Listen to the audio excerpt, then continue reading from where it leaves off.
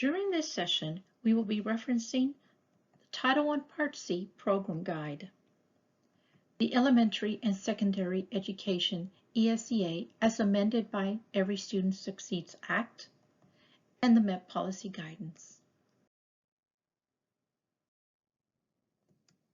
The purpose of the Title I Part C program is to assist states in supporting high-quality and comprehensive educational programs and services during the school year and as applicable during the summer or intersession periods that address the unique educational needs of migratory children.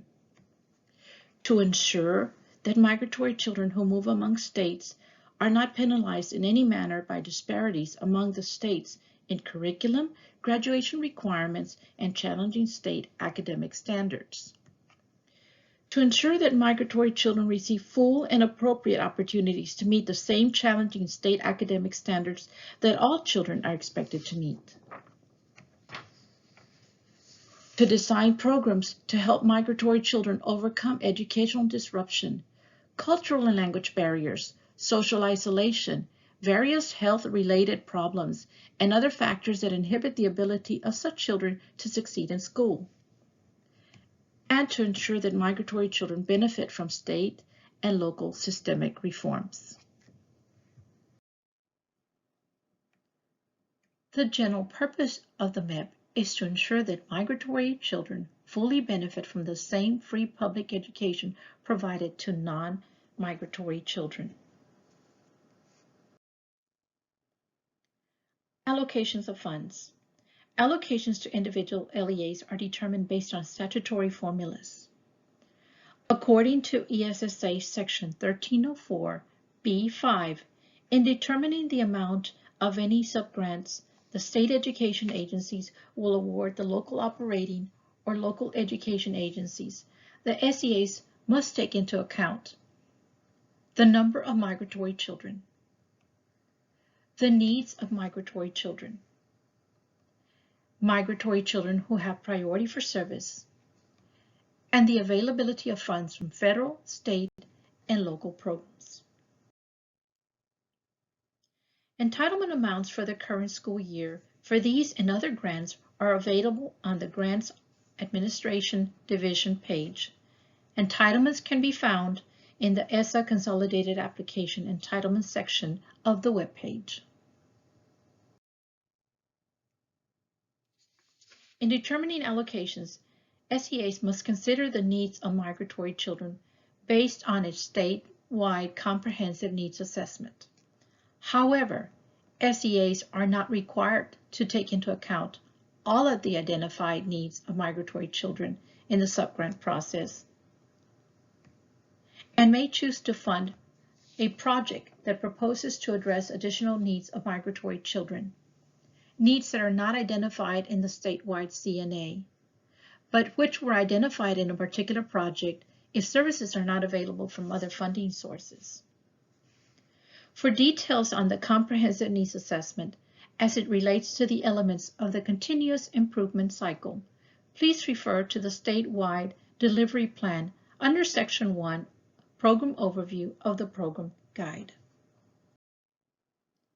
The process of determining the LEA allocations is detailed in the ESSA Funding Formula Reference Manual that is available in the handbooks and other guidance section of TEA's Finance and Grants website.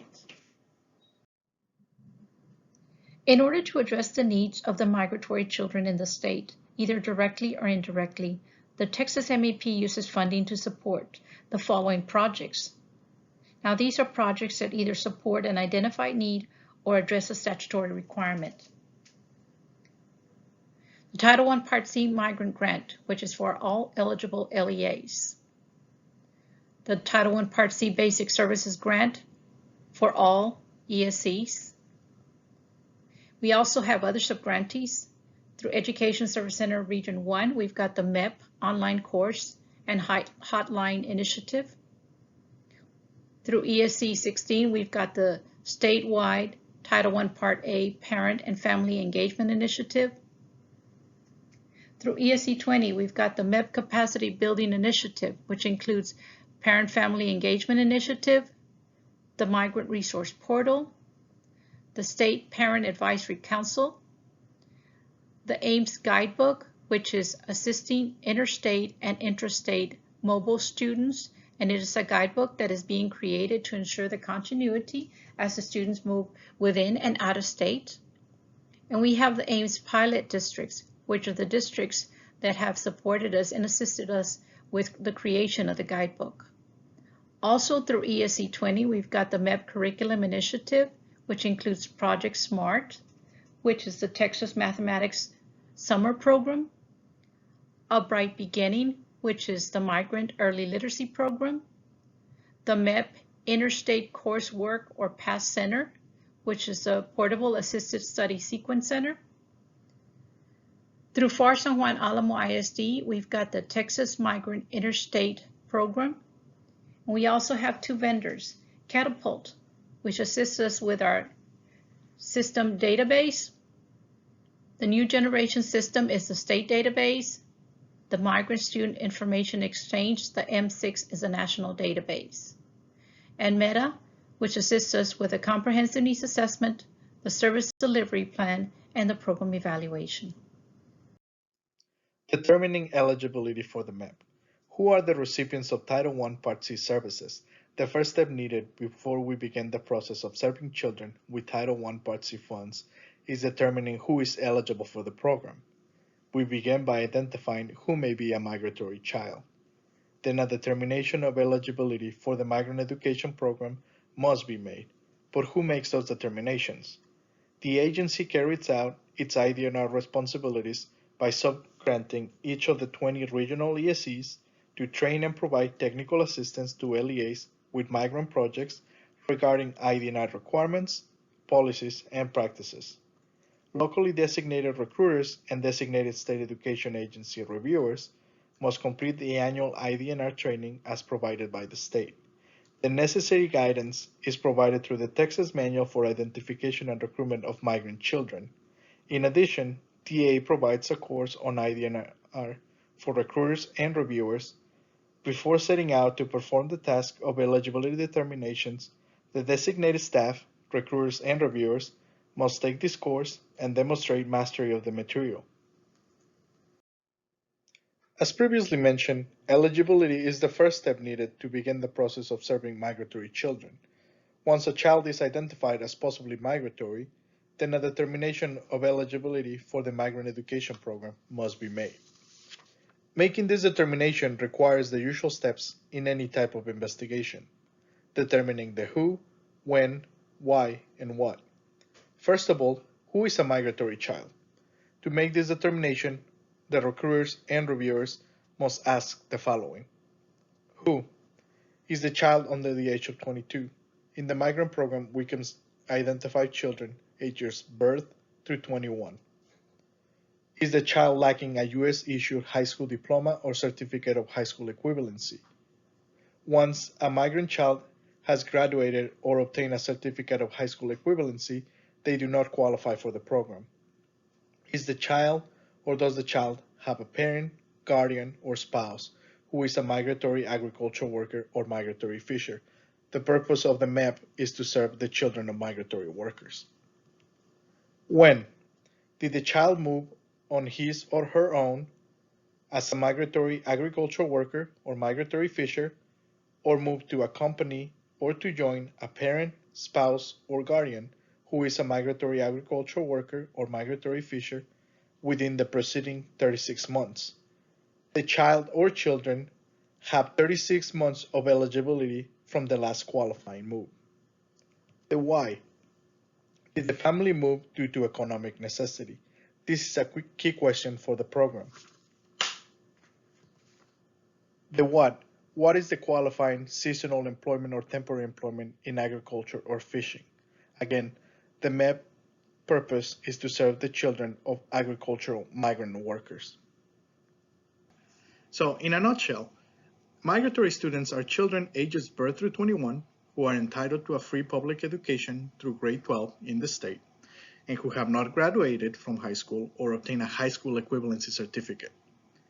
These children had to have moved due to economic necessity either as a migratory agricultural worker or migratory fisher, or with with a migrant worker, or to join a parent, guardian, or spouse who is a migratory agricultural worker or migratory fisher. As you can tell, these are highly mobile students. Once a student has been identified as a migratory student, that student retains that eligibility for 36 months. In the migrant program, we use a tool called the Certificate of Eligibility to document the status of a student as migratory. And that, in a nutshell, is who is a migratory student.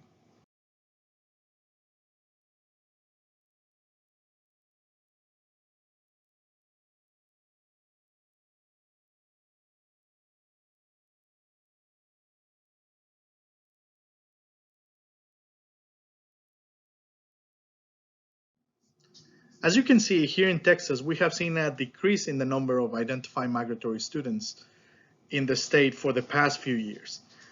In the graph that we're seeing right now, it goes back to 2016, 2017. And at that time, we had 30,947 students identified in the state. From then on, and actually before that, we had seen a decrease of about 2,000 to 4,000 students every year, and that trend continues. Something to notice is that these trends are not just specific to Texas. This is something that we have seen nationwide. The migrant population in the country has decreased.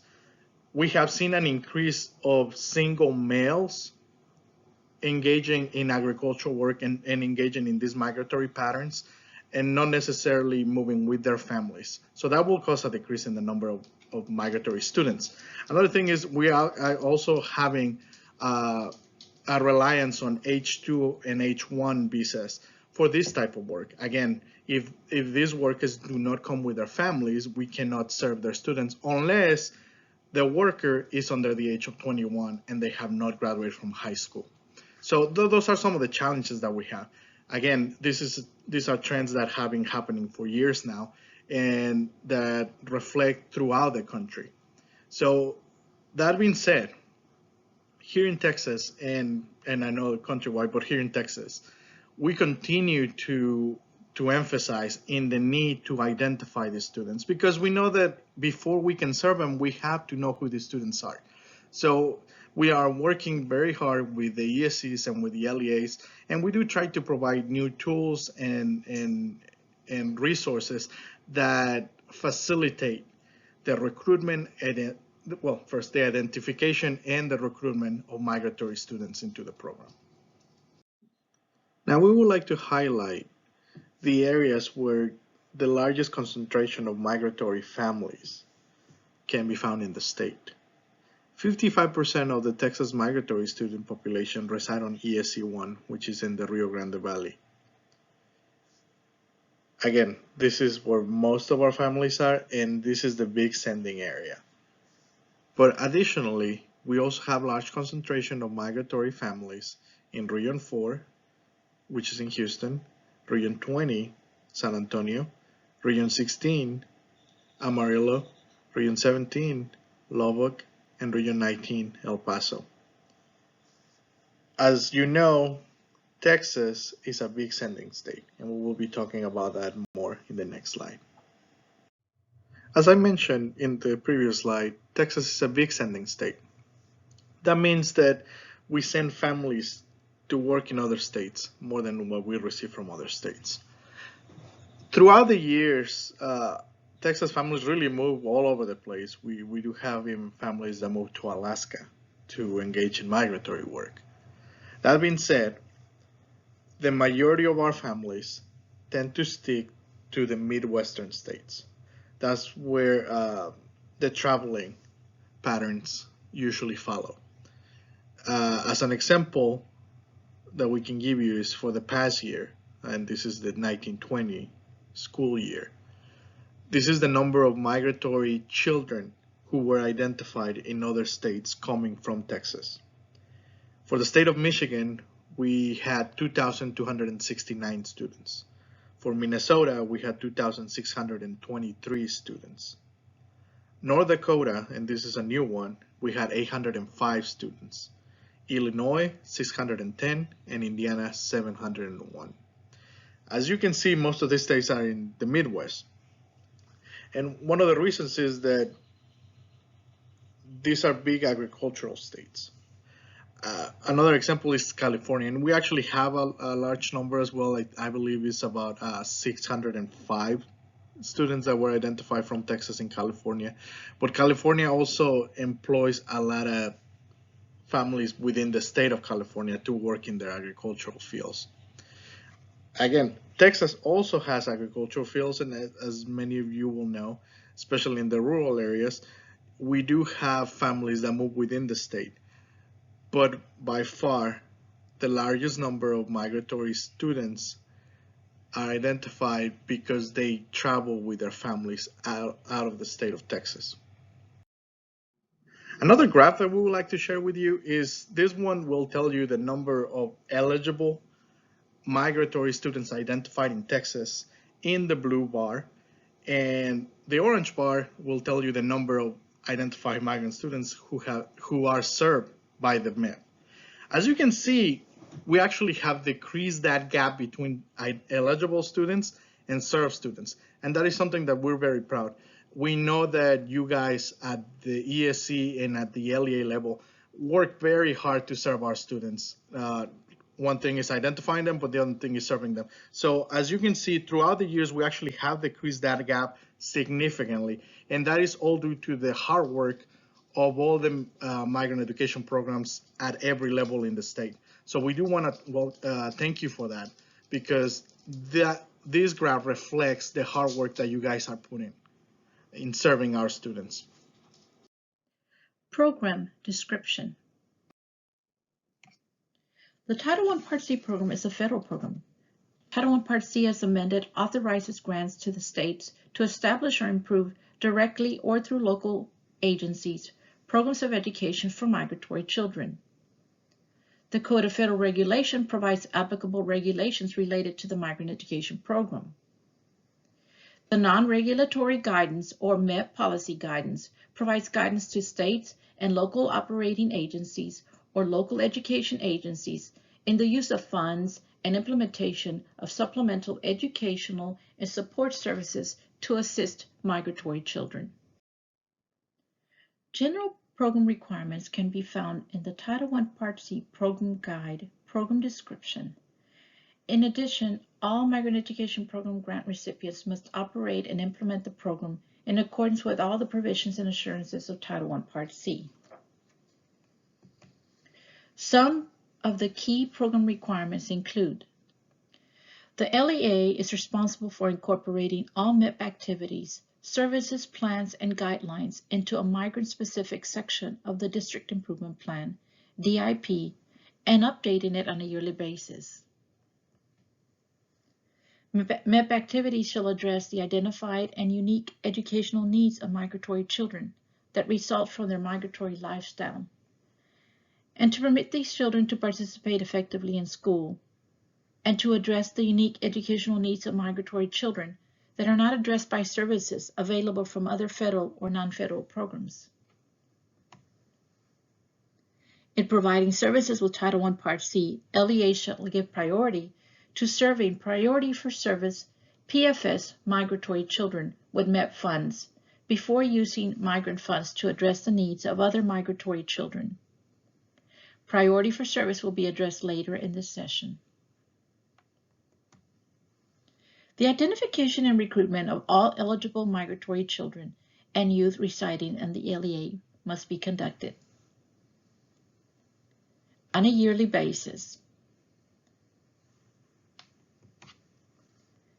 Migrant student data collection and data entry in the New Generation System, which is the Migrant Student Database.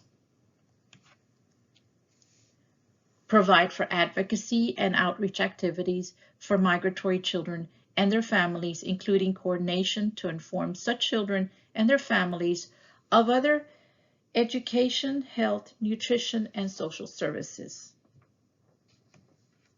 Ensure parental participation in the MEP.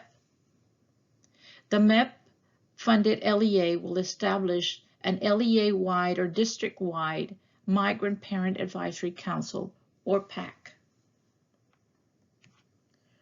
Provide information regarding family literacy. Coordinate with available programs offering options for credit accrual and recovery to ensure that migratory secondary students are accessing opportunities available to earn needed credits and make up courses or credits due to late entry or early withdrawal. Coordinate and collaborate with sending and receiving districts and states to ensure continuity of services for migratory children as they move from LEA to LEA or from LEA to other states. And conduct an evaluation of their migrant education program. This section provides information related to the parent and family engagement requirements associated with Title I, Part C, Migrant Education Program. Parental involvement is an integral part of all Title I programs, including the Migrant Education Program. The MEP supports parental involvement to effectively help migrant children experience academic success. Parent Advisory Councils, or PACs, empower parents to be advocates and supporters of the program because they have a personal stake in the program's success. The goal of the PAC is to provide parents with knowledge and skills for problem solving and decision making, and to provide opportunities for parents to function in a variety of roles, such as advisors, tutors, audience, school program supporters, and advocates. Fiscal requirements. Supplement, not supplant. What does supplement, not supplant mean? Supplement, not supplant is the phrase used to describe the requirement that MEP funds may only be used to supplement the level of funds that would, in the absence of MEP funds, be made available from non-federal sources for the education of children participating in MEP projects. SEAs and local operating agencies may not use MEP funds to supplant, i.e. replace, non-federal funds. Priority for service. According to Section 1304D of the ESEA, state education agencies must prioritize specific migratory children when providing MEP-funded services. Priority for service children are children who made a qualifying move within the previous 1-year period and are failing or most at risk of failing to meet the challenging state academic standards or have dropped out of school. Use of funds. General fiscal assurances.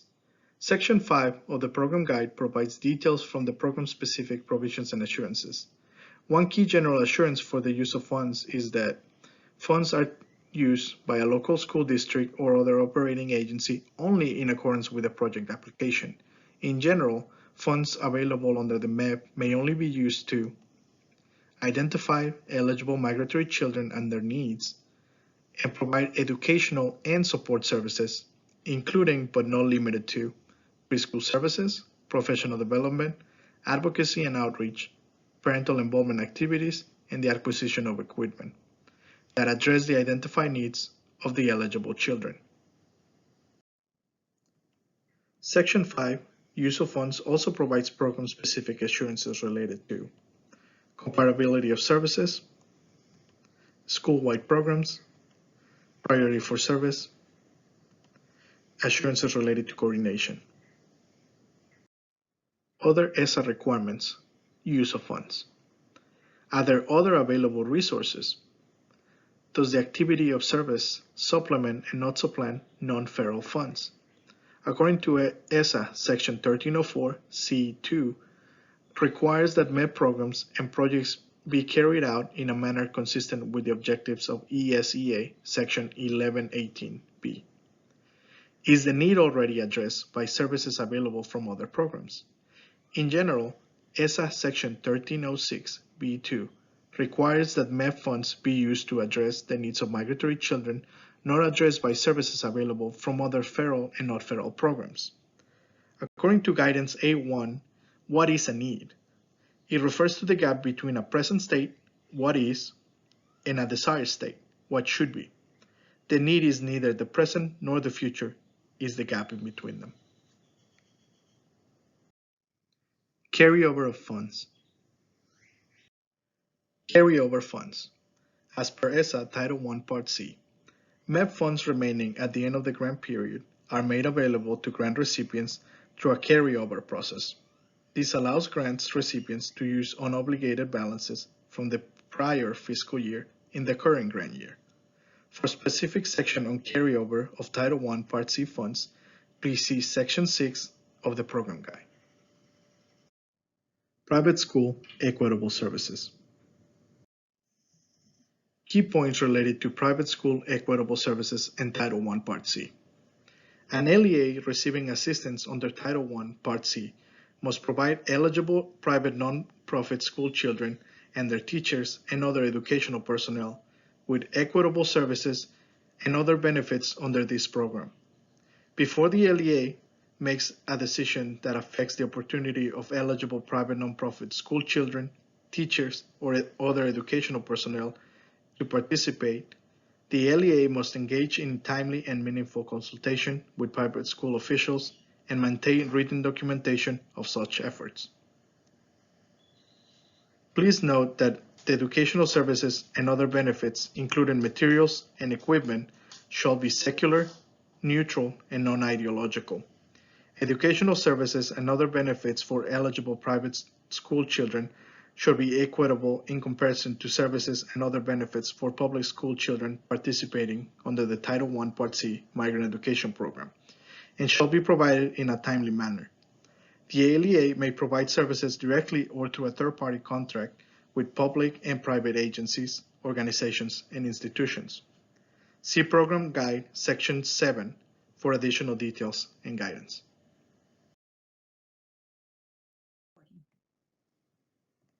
Upon certification and submission of the ESSA Consolidated Federal Grant Application, LEAs certify that they will comply with all requirements noted in statute.